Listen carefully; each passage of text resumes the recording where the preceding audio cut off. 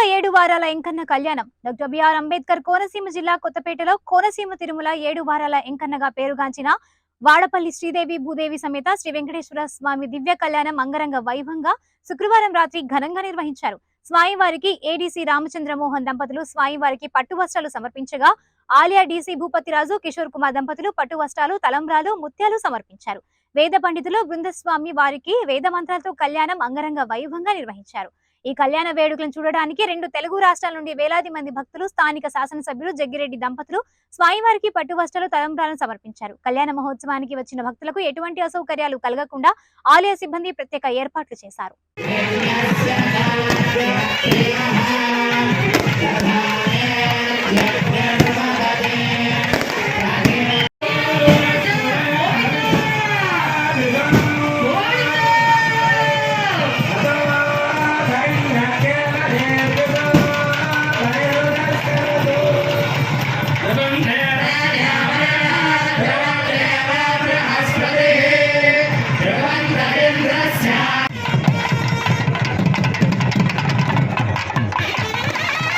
Sobre a